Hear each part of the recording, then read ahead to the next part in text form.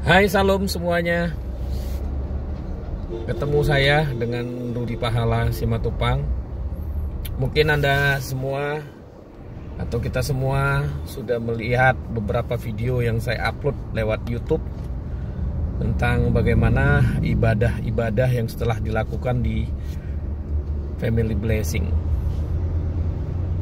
Family Blessing sendiri bukan persekutuan yang lama bagi saya. Saya baru join sekitar tahun 2017 akhir, dimana joinnya sendiri pun begitu dikatakan ajaib gitu.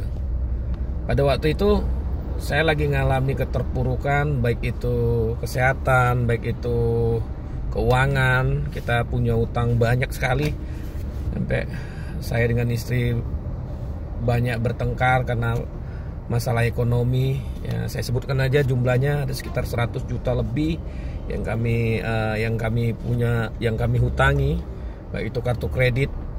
Semua kartu kredit yang saya pegang semuanya ada hutangnya, dan setiap bulan kami hanya membayar bunga-bunganya saja, dan itu terus menumpuk sampai akhirnya kami yang tadinya sebelumnya tinggal di apartemen, kami harus rela untuk tinggal di tempat mertua. Nah, sampai satu ketika saya sharing dengan teman di Jogja, yang kebetulan dia adalah salah satu anggota persekutuan Family Blessing di Jogja. Nah, saya cerita dengan beliau, saya bilang, Mas, saya mengalami banyak hal seperti ini. Nah, teman saya ini sebelumnya adalah teman saya pelayanan dulu di Jogja. Nah, jadi sebelum saya cerita, saya lahir baru di sekitar tahun 99. Tapi saya banyak jatuh bangun dengan dosa sampai di kemarin itu puncaknya. Saya nggak tahu lagi, api saya udah habis, saya nggak pelayanan lagi, saya nggak begini. Tapi saya ngobrol dengan teman saya itu. Saya bilang, aduh, saya nggak punya visi lagi, saya nggak punya semangat lagi untuk ngapa-ngapain karena saya terpuruk, benar-benar terpuruk. Nah, beliau coba bilang, sarankan saya untuk coba kamu dengarkan khotbah Pak Yeremia Cembi gitu di YouTube. Nah, beliau merupakan salah satu mentor yang keras gitu. Jadi di khotbahnya dia bilang kalau nggak mau datang lagi nggak apa-apa gitu. Dia nggak peduli dengan jumlah orang, dia menyatakan kebenaran, ya A ya A, B ya B gitu. Akhirnya ya saya dengan penuh harap, karena memang saya butuh orang-orang yang bisa menemplak saya gitu loh. Nah, saya orangnya sudah banyak tahu, sudah banyak pelayanan, jadi saya susah mengalami apa yang dulu saya alami, bahkan lebih gitu. Terus teman saya itu juga bilang, kita orang-orang yang pernah dipanggil, urapan yang ada pada kita itu akan terus ada kepada kita, dan akan menanyakan terus pertobatan kita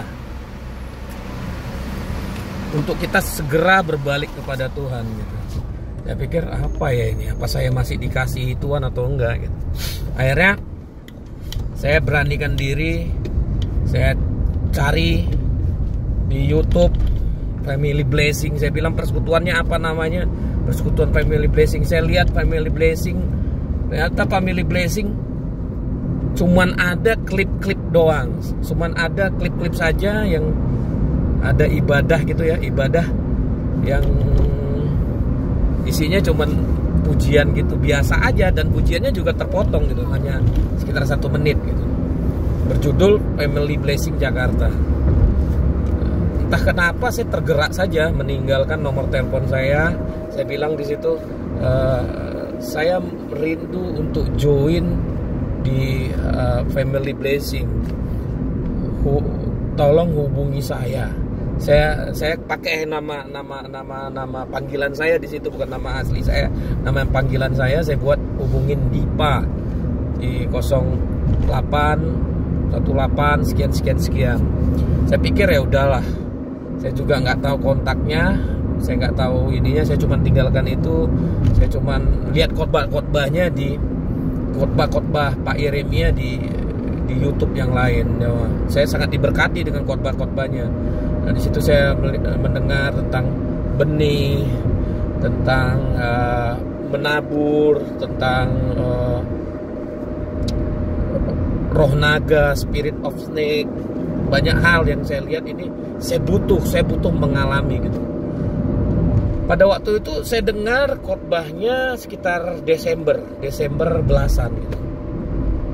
Tanggal 20, kalau tidak salah 20 apa 21, ada WhatsApp dari Ibu Regi, yang kita tahu memang ketua FB Jakarta. Nah, saya dengar, saya lihat Shalom, dia bilang saya Regi dari Family Blessing Jakarta. Saya dengar Bapak rindu untuk bergabung dengan ibadah. Wah, di situ ketika saya baca itu kayak ketemu harta yang terpendam. Nggak ngerti. Saya sebelumnya ikut komsel lah, ikut apalah, ibadah kula apa segala macam. Tapi entah kenapa waktu Family Blessing yang saya cari-cari ini, saya antusias banget. Saya langsung melonjak. Saya bilang, waduh Bu, saya mau gitu. Siapa yang khotbah? Saya bilang gitu, Pak Yeremia Tembi. Saya pikir Family Blessing itu persekutuan biasa, mungkin Pak Yeremia Cembinya datang beberapa kali, tapi ternyata Family Blessing dimentorin langsung oleh Pak Cembi gitu. Akhirnya ya udah, kapan Bu? Saya bilang besok. Waduh, besok. Saya pikir ya udah, saya mau, saya bilang gitu. Tapi saya mau minta waktu dengan Pak Yeremia Cembi, boleh nggak? Bisa, nanti saya akan ngomong sama beliau, nanti saya sampaikan apa yang ini. Saya cerita secara singkat ke Ibu Regi. Bu Regi, saya ngalami seperti ini. Oh ya udah, nanti dilayani. Nah, setelah itu saya di Family Blessing saya ikut, dan benar ini persekutuan edan dalam tanda kutip. Persekutuan yang bukan persekutuan biasa gitu. Saya udah ikut macam-macam persekutuan ya. Dari persekutuan oma-oma juga saya pernah ikut, persekutuan anak muda karena memang saya dulu baru di mahasiswa. Tapi persekutuan yang mengalami Tuhan, mengaplikasikan firman Tuhan, mempraktekkannya, menerima urapannya. Nah, di sini yang saya terima gitu. Bener aja waktu saya datang ya awal, saya dilawat, saya pelepasan, saya muntah-muntah. Saya baru tahu saya muntah saya itu bahkan ada darahnya gitu. Saya nggak tahu kok bisa seperti itu gitu. Tapi saya ngalami banyak pertumbuhan di situ. Nah, saya mulai berjanji lagi kepada Tuhan. Saya mulai janji, saya mulai komitmen. Saya bilang, Tuhan, saya nggak mau main-main lagi dengan hidup saya gitu. Itu seperti urapan saya itu, urapan yang udah lama bocor gitu, itu kembali diperbarui Tuhan gitu. Saya mulai kuat lagi, saya bangun hubungan lagi dengan Tuhan. Belum ada mujizat pada saat itu untuk bisnis. Bukan mungkin ya, tapi memang Tuhan melihat usaha pertobatan dari saya. Begitu dengan istri saya gitu. Kami masih mengalami hutang sekitar, saya masih menjalani pengujian atau menjalani masa-masa di mana saya terus berharap sama Tuhan gitu. Kami sebelumnya saya mau cerita, bisnis kami adalah menjual handphone di Roxy, di lantai dasar. Jadi kalau Bapak Ibu mau singgah ke toko, monggo silakan. Nah, di situ kami juga waktu saya mengalami Tuhan, bisnisnya nggak langsung tiba-tiba langsung pulih gitu ya.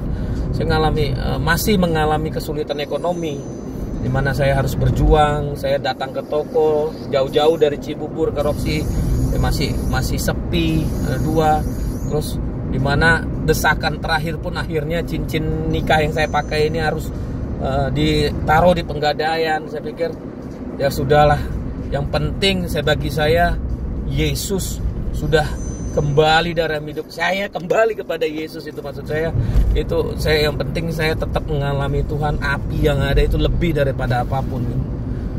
Terus saya belajar juga dari teladan saudara rohani saya, Ibu Regi ya, kakak rohani kami.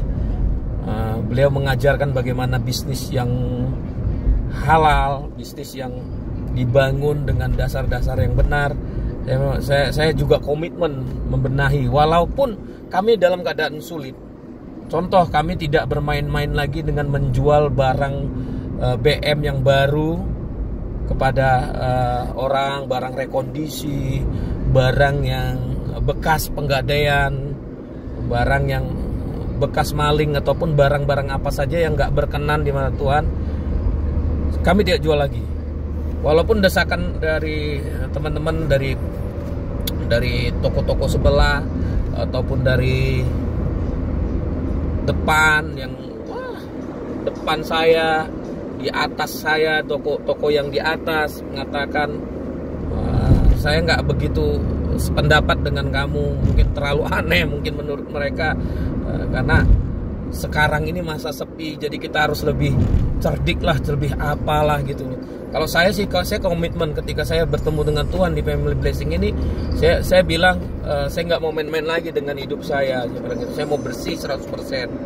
Sampai hal yang lucu sekali gitu, maksudnya mesin edisi sendiri Tuhan ajarkan kami, mesin edisi, mesin gesek edisi yang biasanya kami sewakan ke orang, ke toko di sebelah kami. Mulai saat itu kami tidak sewakan mesin edisi yang digunakan untuk gesek tunai gitu. Kita nggak gunakan karena itu melanggar hukum. Nah itu saya freak banget. Saya harus beda. Kita komit. Kita nggak gunakan. Itu dengan berat sekali gitu, karena desakan ekonomi kuat, jualan juga masih sepi, dituntut jujur pula gitu. Sampai akhirnya setelah berbulan-bulan keadaan nggak semakin buruk sih, cuman belum bisa menanggulangi apa yang menjadi utang kami. Sampai di setahun kurang lebih, Tuhan mengirimkan orang yang bisa memberikan kami barang tanpa kami harus bayar lebih dahulu, dan bahkan dari kaum seberang. Dia berikan, ya kan?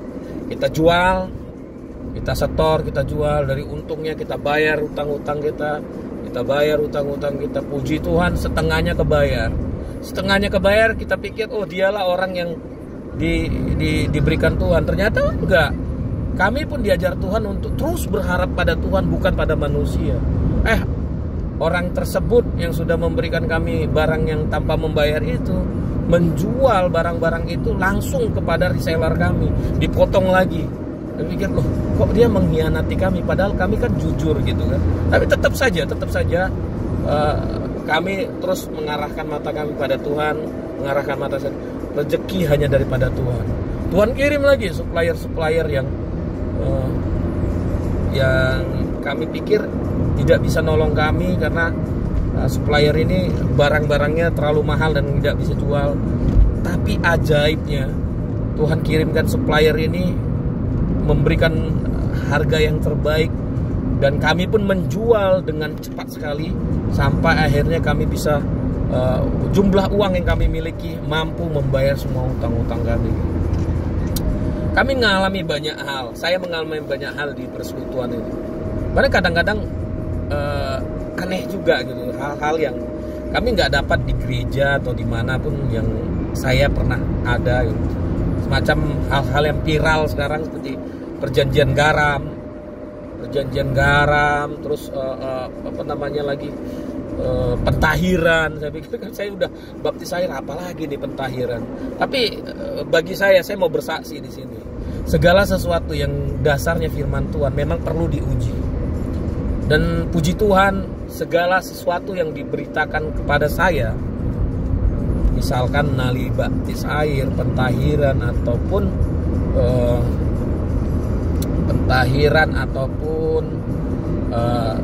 perjanjian garam, atau apapun itu yang sesuai dengan firman Tuhan, saya bertanya langsung kepada Tuhan. Tuhan, saya mau rema. Contoh nih ya, waktu saya baptis air dulu di tahun 99 ketika saya lahir baru. Tuhan, saya dari gereja tradisional dulu, dari gereja yang biasa, tapi saya mau baptis air. Saya nggak mau hanya edukasi aja, pendidikan atau materi tentang baptis air aja yang diberikan kepada saya. Saya mau rema, saya bilang. Waktu saya saat teduh, waktu saya merenungkan firman Tuhan, Roh Tuhan mengajarkan saya tentang kebenaran baptis air. Waktu itu Ratu Sida-Sida, kalau saudara-saudara pernah baca di Alkitab tentang Ratu Sida-Sida yang akhirnya percaya kepada Yesus ketika sebelumnya dia baca tentang kitab-kitab Yesaya, terus Tuhan mengirim Filipus kepada dia dan kata dia, apalagi alasannya engkau tidak pernah tidak membaptis aku, katanya. Dia melihat ada genangan air di sana, ada genang air di dekat sana, dan akhirnya dia dibaptis. Dari situ saya merema, baptisan itu penting. Suatu kesadaran yang membuat saya harus menyerahkan diri saya kepada Tuhan. Saya mengalami Tuhan. Begitu juga dengan perjanjian garam. Saya juga bingung, apa ini garam gitu. Tapi ternyata perjanjian garam ini pun dipakai oleh orang-orang Yahudi, oleh orang-orang yang ini suatu perjanjian mengikat antara Tuhan dengan manusia. Nah, kalau saya meremanya itu perjanjian garam itu declare bahwa saya ini adalah garam dunia. Saya tidak akan tawar, saya akan terus asinkan dunia. Dan saya harus berbeda. Saya harus bebas dari utang, saya pasti bebas oleh sakit penyakit. Dan benar, kami mengalami perjanjian garam, pelipat gandaan, usaha kami diberkati, hutang-hutang terbayar, dan surplus gitu.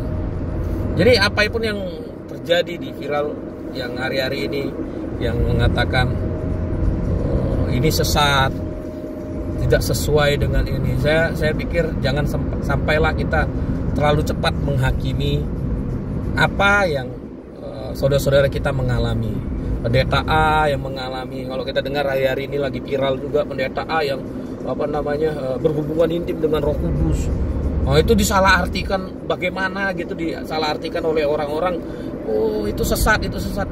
Kalau bagi saya, cobalah kita tanya sendiri, karena kita itu terbuka. Kita bukan umat perjanjian lama yang kita hanya melihat imam besar yang masuk ke ruang Maha Kudus. Kita anak-anak Tuhan boleh beroleh kasih karunia untuk kita masuk ke dalam ruang Maha Kudus, untuk berbicara kepada Tuhan, untuk intim kepada Tuhan. Tanyakan gitu loh, apa sebenarnya remanya. Dan saya percaya rema hubungan kita dengan Tuhan, setiap orang itu berbeda-beda gitu. Jadi makanya sama istri juga kita mau punya pikiran yang tidak mau, atau pendapat yang tidak mau menghakimi akan saudara-saudara kita. Jadi Bapak Ibu, saudara-saudara yang sudah mendengar dari video-video yang saya upload, tidak ada di sini kita atau saya atau teman-teman dari Family Blessing untuk mengambil suatu keuntungan atau menanamkan suatu doktrin. Tapi lebih daripada itu, apa yang kita perjuangkan hari-hari ini adalah bagaimana kita mengasihi Tuhan dengan segenap hati kita. Karena hari-hari ini akan semakin jahat. Apa yang kita pikirkan itu tidak sesuai.